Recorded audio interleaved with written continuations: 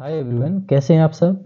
चलिए आज हम सैनिक स्कूल प्रवेश परीक्षा 2023 का जो है पेपर हम सॉल्व करेंगे। तो उसमें मैथ का पोर्शन हम सॉल्व करेंगे, बाय पोर्शन हम इसको डिस्कस करेंगे। पहले मैथ पूरी सॉल्व करवा देते हैं, फिर उसके बाद रीजनिंग, उसके बाद साइंस है, जो जीके है वो आती है। तो चलिए पहले मैथ देखते हैं सबसे पहले, बिना देर किए हुए। चलिए देखते हैं, ऑब्जर्व करिएगा, देखते हैं इसके सवाल किस तरह से हमें देखते हैं किस तरह के आते हैं, किस तरह के इसके सवाल आते हैं। तो चलिए सब कुछ देखेंगे और इनको ऑब्जर्व करेंगे कि किस तरह से हमें इनको किस तरह से ट्रीट करने वाला, किस तरह से हल करेंगे। पहला सवाल आप देख सकते हैं कि इसमें नीचे की दी गई तालिका एक दुकान में कुछ वस्तु की कीमत दर्शाती है। कीमत क्या दर्शाती है कि चीनी का मूल्य ये दिया सब। पहले तो इसको इन्फॉर्मेशन को आप अच्छे से पढ़िएगा, फिर इसके बाद जो पूछ रहा है उसको पढ़िएगा। कॉफी और गेहूं की चीनी और चावल की संयुक्त कीमत का अनुपात क्या है। कॉफी और गेहूं का, चीनी और चावल का। तो कॉफी और गेहूं देख सकते हैं तो 237 और 63, ठीक है। और चीनी और चावल माने कि 237 और 63, हम अगर ऐड करें तो कितना हो जाएगा, 237 और 63, इनको जोड़ेंगे तो 300 हो जाएगा। और अगर चीनी और चावल दोनों को ऐड करें तो कितना हो जाएगा, चीनी 72 है और चावल 108 है, तो इनको 180 हो जाएगा। तो इनका अनुपात पूछ रहा है तो बटे में लिख दिया हमने। इनको सॉल्व करने के 6 पंचे 30, 6 3 18, तो 5:3 हो गया। तो हमारा वो पूछ रहा है कॉफी और गेहूं, तो कॉफी और गेहूं चावल के साथ, कॉफी गेहूं ये चीनी चावल, और वही वो पूछ रहा है लेकिन इसका उल्टे में दे रहा है, यानी कि पहले चीनी चावल का लिख दे रहा है और फिर कॉफी गेहूं का। तो ये 3:5 हमारा ये जो डी नंबर आंसर हो जाएगा। अगला देखते हैं कि 2:3 प्राप्त करने के लिए अनुपात 7:13 के प्रत्येक पद में कौन सी न्यूनतम संख्या जोड़ी जानी चाहिए। 7:13 के प्रत्येक पद में, 7:13 के प्रत्येक पद में जोड़ना है। तो जैसे कि ये हमारा 7:13 यानी कि 7/13, अनुपात को हम बटे में लिख सकते हैं। इसको हमें क्या प्राप्त करना है, 2/3, 2:3 प्राप्त करना है, तो इसका मतलब 2/3 प्राप्त करना है। तो हम क्या जोड़ें ऐसा, तो पहली बात तो हम ऑप्शन से ही देख सकते हैं। इसमें ऑप्शन जोड़ के देखें, जिसमें हमारा 2:3 आ जाएगा वही हमारा आंसर। जैसे कि फॉर एग्जाम्पल अगर हम 1 जोड़ें तो क्या 1 जोड़ने पे आ रहा है, तो 1 जोड़ेंगे तो ये 8 हो जाएगा प्रत्येक पद में, अंश और हर दोनों में। तो 1 इसमें जोड़ेंगे, 1 इसमें जोड़ेंगे तो ये 8/14 हो जाएगा। तो उसमें काटेंगे तो 2:3 नहीं आएगा, इसका मतलब है 1 नहीं होगा आंसर। 3 जोड़े तो 7 3 10, 13 3 16, 10:16 में भी हमारा 2:3 नहीं आ रहा। हाँ, 5 जोड़े 7 5 12 और 13 5 18, 12/18, यानी कि 12 अगर 18 लिखेंगे, 5 जोड़ के देख लें जरा, तो 12:18, 6 दूनी 12, 6 3 18, 18 मतलब 2:3, तो यही हमारा 5 हमारा ऑप्शन हो जाएगा। अगर इसको तरीके से लगाना चाह रहे हैं तो उस तरीके से भी लगा सकते हैं कि हमें नहीं पता कि क्या जोड़ें, तो मान लेते हैं x जोड़ें दोनों में, और कितना हो जाना चाहिए, 2:3। तो अब इसका कैंची गुणा होगा, x का मान आ जाएगा, वही हमारा आंसर है। तो 30 7 21 प्लस दोनों में अलग अलग होगा, ठीक है, बराबर 13 दूनी 26 प्लस 2x। इसको यहाँ ले आओ, इसको यहाँ ले जाएंगे तो 3x माइनस 2x बराबर 26 में से ये माइनस का हो जाएगा 21, तो x बराबर 5। इस तरह से हमारा ये भी आ जाएगा। तो आप दोनों तरीके से लगा सकते हैं जो आपको इजी लगे। अगर ज़्यादा, वैसे तो हम कैलकुलेशन इस तरह से कर सकते हैं, नहीं तो डायरेक्ट ऑप्शन से ही हल करें, जैसा वो बोल रहा है वैसे ही हम करते जाएं, आंसर मिल जाएगा। एक घड़ी को 1275 में बेचने में जावेद को 15% की हानि हुई। तो चलिए थोड़ा सा स्पीड में सॉल्व करते हैं, और अगर कोई कॉन्सेप्ट आपका कमज़ोर है तो आप वो देख सकते हैं वीडियोज हमारे चैनल पे विजिट करके। तो चलिए तीसरा क्वेश्चन है, जैसे कि जावेद को 1275 में बेचने पर जावेद को 15% की हानि होती है। तो कोई घड़ी है 1275, उसका विक्रय मूल्य, जब भी विक्रय मूल्य दिया हो, परसेंट दिया हो, तो उसका हम पहले क्रय मूल्य मान लेते हैं, क्योंकि क्रय मूल्य से ही हम निकालते जो भी लाभ हानि है। तो 15% की ये x जो है माना हमने क्रय मूल्य, तो ये पूरा 100% है क्रय मूल्य का।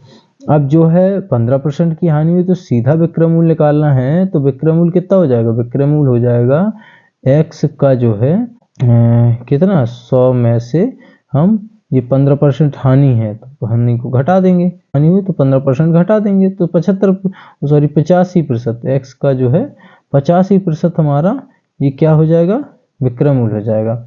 अगर लाभ होता है तो हम 100 में जोड़ते हैं और हानि होती है तो 100 में से उतनी घटा देते हैं, और जो हमारा वो प्राप्त होता है वो होता है विक्रमूल। तो देखो x का 85% ये हमारा विक्रमूल आ गया। विक्रमूल दिया उसमें 1275, तो ये भाग प्रतिशत हटा के बटे में 100 लिख दें सीधा, तो ये भाग में इधर गुणा में, ये गुणा में इधर भाग में, तो 1275 गुणे 100 बटे ये 85 भाग में आ गया बराबर x। तो यहाँ से हम इसकी कैलकुलेशन करेंगे तो यहाँ से हमारा क्रमूल, तो 17 से इसको काटें, 17 से 5 बार, ये 17 7 119, 17 अपना 85, और फिर 5 से काटेंगे तो 15 बार, 15 का गुणा 100 में होगा तो 1500 रुपये।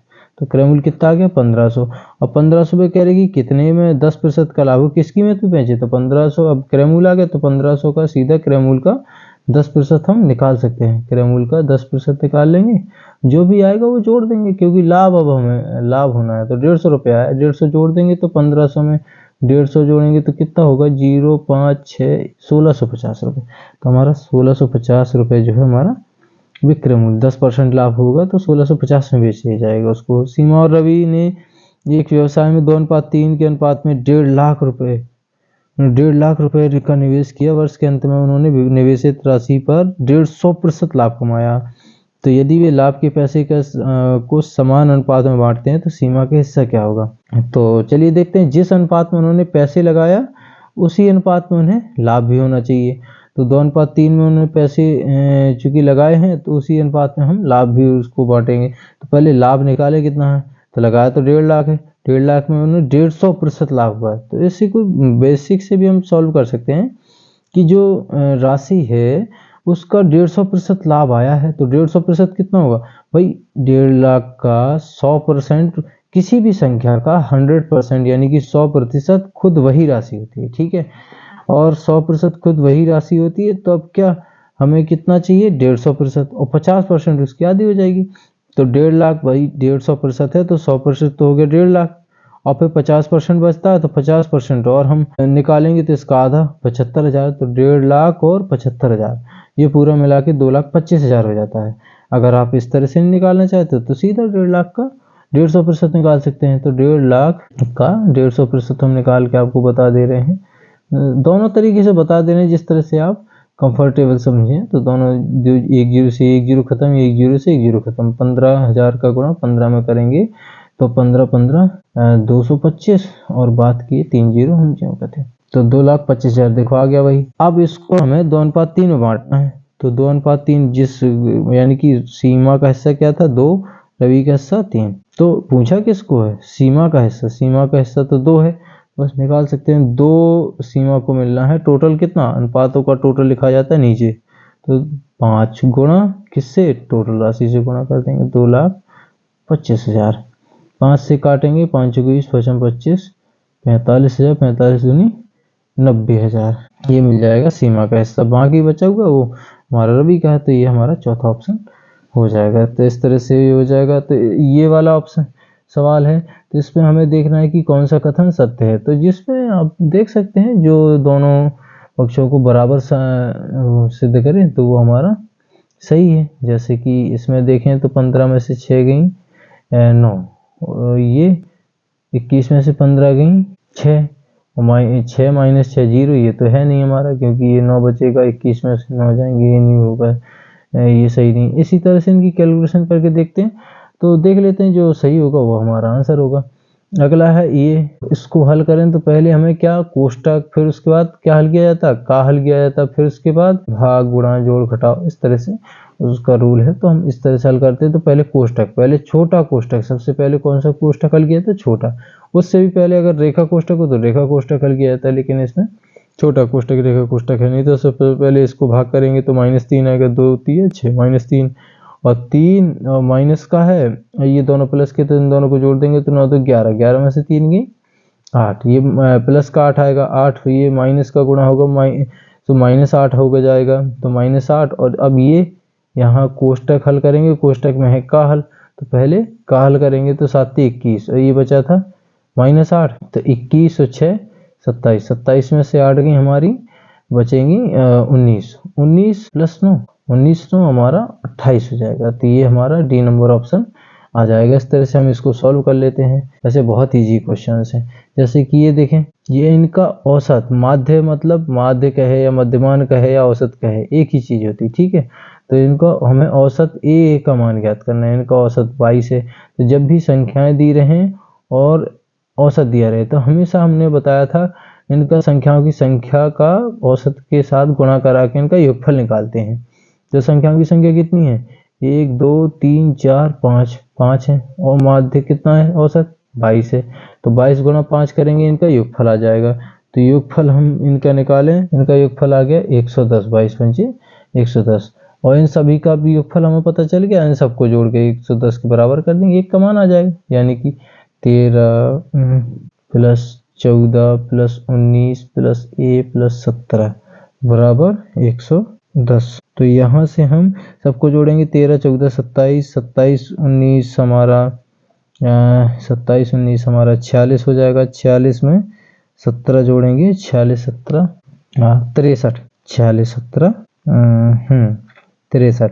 ये हमारा ये बराबर क्या हो जाएगा, 63 इस तरफ जाएगा माइनस का हो जाएगा, 110 माइनस 63, 63 घटा देंगे, 10 में से 3 गई 7, 11 में से हमारी 7 गई 4, तो 47 हमारा आ जाएगा बी नंबर ऑप्शन। तो आप देख सकते हैं। तो जैसे कि ये वाला सवाल है, इसमें कह रही है 4 मैचों में बनाए गए रन दिए गए हैं, औसत की गणना करें। औसत निकालना बहुत ईजी है, सबका योगफल बटे औसत बराबर क्या होता है, सभी संख्याओं का योगफल बटे संख्याओं की संख्या। तो सबका योगफल करेंगे बटे 4 करेंगे, आराम से औसत आ जाएगा। 4 से भाग दे देंगे, जो भी आएगा वो हमारा आंसर होगा। ये हल करने बिना हल किए जी आ सकते हैं, ये सवाल बहुत सिंपल है। मतलब कि और ये 4 दिन का कितना प्रतिशत 6 घंटे है, 4 दिन का कितना प्रतिशत 6 घंटे है। तो 4 दिन में हमारे कितने घंटे हो गए, 4 दिन में हमारे एक दिन में 24 घंटे, तो 4 दिन में 24 चौके 96 घंटे। तो 96 घंटे पूछ रहा है, 96 घंटे में 6 घंटे कितना प्रतिशत, गुणा 100 से कर देंगे। 6 घंटे पूछ रहे, इसके ऊपर जो भी पूछता है उसके ऊपर लिखते, प्रतिशत में बदलना है, जितना टोटल होता है उसको नीचे लिखते। 4 दिन मतलब एक दिन में 24 घंटे, तो 4 दिन में 24 चौके 96 और 100 से गुणा कर देंगे। तो ये क्या हो जाएगा हमारा, 6 से काटेंगे 16 बार, 16 से काटेंगे 16 छक्का 96, 6 सही 4/16, यानी कि 6 सही 1/4 प्रतिशत। ये हमारा ये वाला ऑप्शन हो जाएगा। वही इसको भी काटेंगे ना तो 1/4 यहाँ से आ जाएगा। तो आई होप आपको समझ में आया होगा। तो जैसे कि और अगला है, ये सुमेलित करना है सबसे लंबी जीवा। सबसे लंबी जीवा वृत्त में हमने वृत्त का अभी वीडियो अपलोड किया है, उसके बारे में जीवा, त्रिज्या, त्रिज्यखंड, अर्धवृत्त सब कुछ बताया उसके बारे में। अगर आपको नहीं पता तो उसको आप देख लीजिएगा, तो उससे सारे डाउट क्लियर हो जाएंगे आपके। तो यहाँ से ये हमारा व्यास हो जाएगा सबसे लंबी जीवा। तो दो त्रिज्या के बीच का स्थान, दो त्रिज्या के बीच का स्थान कहलाता हमारा त्रिज्यखंड। वृत्त का आधा भाग वो कहलाता अर्धवृत्त, और आधा व्यास हमारी त्रिज्या होती है। तो इस तरह से हमारा इनमें से देख लेंगे कि हमने ए को मिलाया है सेकंड से और बी को मिलाया है थर्ड से। तो सेकंड थर्ड कहाँ है, इसी में मिल रहा है और बाकी किसी में नहीं मिल रहा, तो यही हमारा ऑप्शन हो जाएगा। बस बाकी सब नहीं मिलाने होते, बस ये दो जो मिले हैं और किसी में है ही नहीं, तो वहाँ यही ऑप्शन हो जाएगा। एक घन जिसके प्रत्येक किनारे 4 सेंटीमीटर हैं और कोई एक साथ जोड़कर घना बनाया जाता है, तो 3 घन हैं सॉरी, इनको घना बनाया गया। तो जब 3 घन को एक साथ रखेंगे तो इसकी लंबाई कितनी हो जाएगी, वही 4 तो लंबाई हो जाएगी इसकी 4 4 8 4 12। चौड़ाई तो वही रहेगी क्योंकि एक साथ रखा है, तो इसकी लंबाई बढ़ जाएगी, चौड़ाई भी वही रहेगी क्योंकि घन है। घन की तो सभी वजहें बराबर होती हैं और ऊंचाई भी वही रहेगी। तो वह लंबाई फिर 12 होगी, चौड़ाई भी 4 है, ऊंचाई भी 4 है। तो पूछा क्या इसने, घनाभ का आयतन, तो वही सब लंबाई गुणे चौड़ाई गुणे ऊंचाई, तो 12 चौके 48, 48 चौके 96 दूनी 192 हमारा ये आयतन हो जाएगा 192 घन सेंटीमीटर। ठीक है, 192 घन सेंटीमीटर, सबको गुणा कर देंगे। घनाभ का आयतन बराबर घनाभ के एक फलक का परिमाप है 40 सेंटीमीटर। यदि इस घनाभ की लंबाई और तथा गहराई 13 सेंटीमीटर हो, 13 तथा 8 सेंटीमीटर लंबाई, यानी कि 13 गहराई 8 सेंटीमीटर, तो घनाभ का आयतन। देखिए जब हम एक फलक से बात करें तो फलक का मतलब ये हो गया एक घनाभ में 6 फलक होते हैं, तो एक ऊपरी फलक देख लें तो इसमें लंबाई उसने दे दी है, चौड़ाई नहीं दी, और इसका परिमाप कितना दिया, परिमाप दे दिया उसने 40। तो ये तो आयताकार हो गया, यानी कि ये आयताकार हो गया हमारा। एक फलक 6 फलक होते हैं, तो इसमें ये आयताकार हो गया। तो ये बस सूत्र लगा देंगे, यहाँ से चौड़ाई निकाल लेंगे। मतलब कि आयत का परिमाप, ये आयताकार है फलक हमारा, तो आयत का परिमाप 2 कोष्टक लंबाई धन चौड़ाई। लंबाई हमारी 13 है, चौड़ाई ये परिमाप है 40/2 बराबर 13 प्लस बी। तो ये 20 माइनस 13, इसको 75 करेंगे तो बी बराबर आ गया हमारा 7। तो देखिए हमारी चौड़ाई भी आ गई 7, और गहराई यानी कि गहराई और ऊंचाई एक ही है, तो ये इसमें गहराई दी है 8, ऊंचाई सॉरी, और इसी को ऊंचाई बोलते हैं। तो घनाभ का आयतन पता करना है, तो आयतन बराबर, अभी हमने आयतन का सूत्र बताया, लंबाई गुणे चौड़ाई गुणे ऊंचाई। तो लंबाई हमारी 13 उसमें दी है, और चौड़ाई हमारी अभी हमने 7 निकाली, बी मतलब, और ऊंचाई हमारी 8 दी है। तो 93 91 गुणे 8, 8 एकम 8, 8 9 72, 728 घन सेंटीमीटर। इस तरह से आ जाएगा हमारा ये भी। तो इजी है सब सवाल, बहुत ज़्यादा कोई वैसे सवाल नहीं है।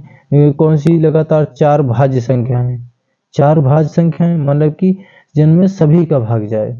तो देख सकते हैं इनमें से सब ऑप्शन ऑब्जर्व करें तो हमारा ये मिल जाता है। 90 में 3 का भाग जा रहा है, 91 में 13 का भाग जा रहा है, 7 का भी जा रहा है। ये तो सम संख्या तो 2 का भाग चला ही जाएगा, इसमें भी 2 का भाग सम है, ये 3 का भाग जा रहा है। तो ये सभी 4 भाज्य संख्या है लगातार। और 90 91 इनमें बाद में देखें तो 23 अभाज्य, 61 अभाज्य, इसमें 59 अभाज्य। तो ये सारी अभाज्य हैं, मतलब कि इनमें लगातार भाज्य नहीं। 70 और 100 के बीच जुड़वां अभाज्य संख्याओं का युग्म, 70 और 100 के बीच कितनी जुड़वां अभाज्य संख्या है, तो ये हमें देखना है। तो देखें 70 और 100 के बीच जुड़वां मतलब कि लगातार आने वाली, तो 71 और 73, यही हमारा ऑप्शन हो जाएगा। दिए गए त्रिभुज को दोनों पक्षों और कोणों के आधार पर नाम दें। इसको दोनों पक्षों और कोणों के आधार पर नाम देना है। तो समद्विबाहु, ये दिखा रही है लाइनें कि ये तीनों भुजाएं अलग अलग है, और ये 90 अंश का कोण दिखा रहा है। जब भी इस तरह का बना रहे तो 90 अंश का कोण है। तो समद्विबाहु नहीं बल्कि समकोण त्रिभुज बोले इसको। तो समकोण त्रिभुज है, और विषम बाहु यानी कि सब भुजाएं इसकी अलग अलग हैं, क्योंकि ये डंडी सब अलग अलग हैं ये हमारी लाइन। तो ये विषम बाहु हो जाएगा, और समकोण त्रिभुज ये दिखा रहा है, तो विषम बाहु समकोण त्रिभुज हो जाएगा ये। तो चलिए इसका दूसरा पार्ट हम अगली वीडियो में बनाएंगे, क्योंकि वीडियो ज़्यादा लंबा हो रहा है। तो देखिएगा, वीडियो पसंद आया है तो लाइक शेयर सब्सक्राइब करिएगा। Thanks for watching.